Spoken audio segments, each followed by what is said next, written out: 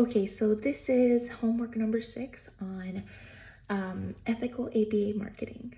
So I'll be talking about the 3 points that were asked after watching the video of Mr.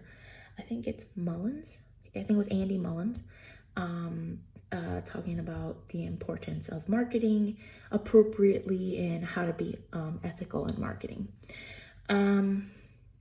So first I want to start with, how can behavior analysts market their services in an ethical manner? So after watching Andy Mullins' video, it really opened my eyes to the importance of being ethical when you're marketing.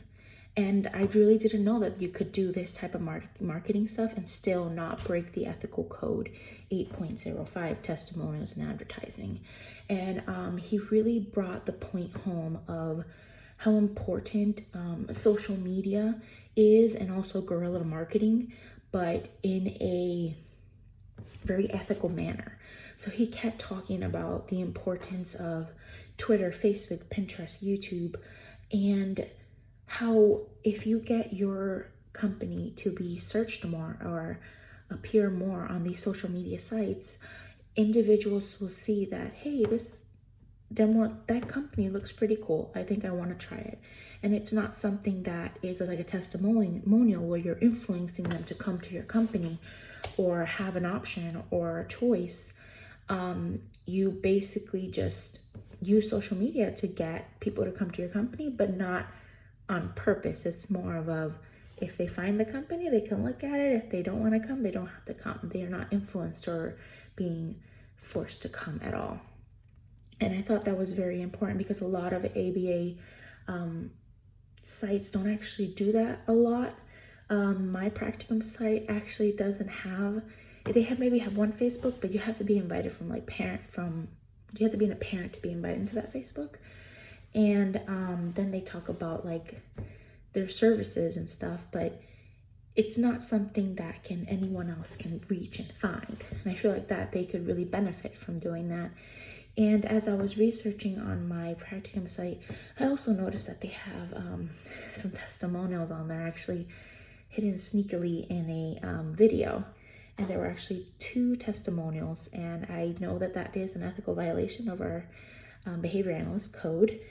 So I think the way they can fix that is actually by removing that from the website or putting a disclaimer under the testimonial video stating that, that was their choice of doing so. But even then, that's still branching the line of unethical advertising and testimonials. So we're just far away from that and use what Mr. Mullins was talking about with using social media as your best friend and like guerrilla marketing appropriately, like with sponsorships, face-to-face interactions, like have a solid digital presence. Essentially, when people Google you, you want to be the first website to come up. Just make yourself known in the field, but through social media, very like ethical ways of getting your name out there.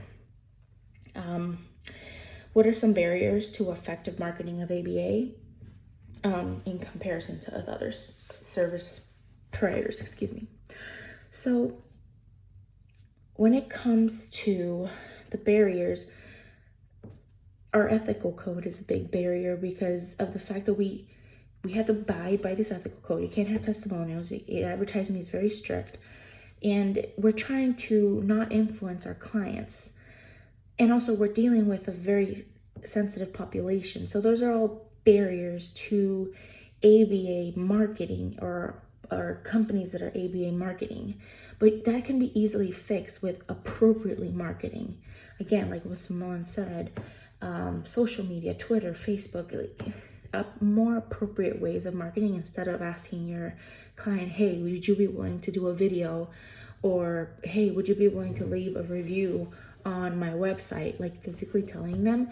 Now, in the other aspect, they did talk about leaving feedback on their website, which is Love My Provider.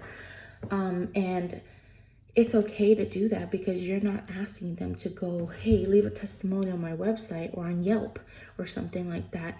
They searched your company on their own and they can do what they want with that search.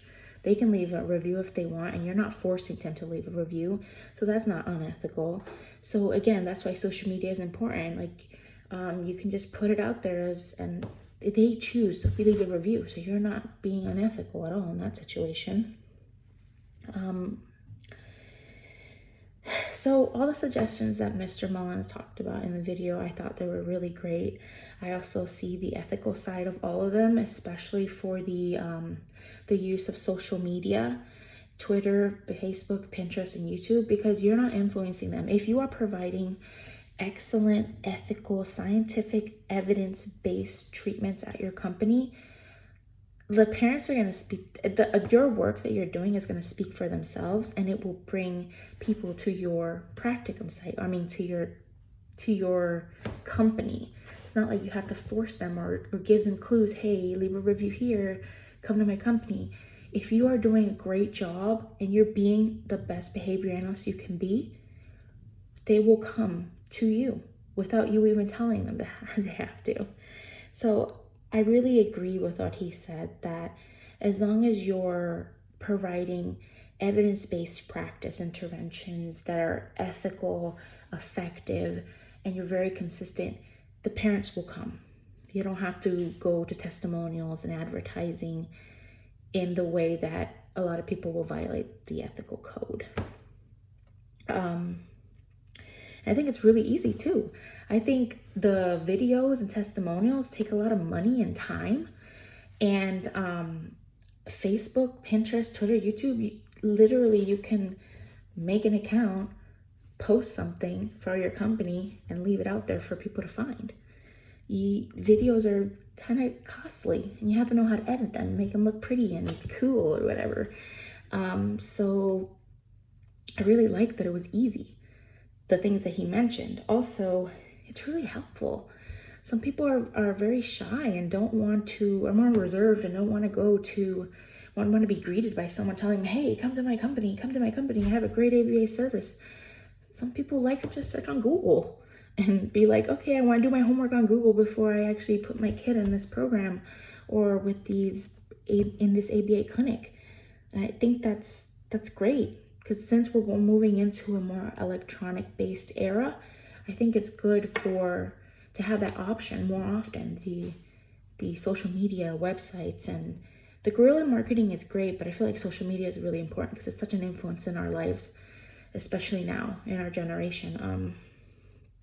But yeah, now that I know more about the ethicalness of advertising and marketing, I feel more motivated to go to my company, my practicum site, and talk about this video and how we can maybe change it to something more ethical, because we don't want to break any codes as behavior analysts. I mean, we abide by this. We need to ensure that that we're ethical in everything we do, and that includes advertising testimonials. So I'm gonna go to them, actually tell them about this, and I feel like we can come up with really cool things that suggestions that Mr. Mullins said, and maybe even use the Love My Provider website and put our company there and see what happens. I think it will be a lot better than what they have now. But that's it. Thank you so much for watching my video, and bye.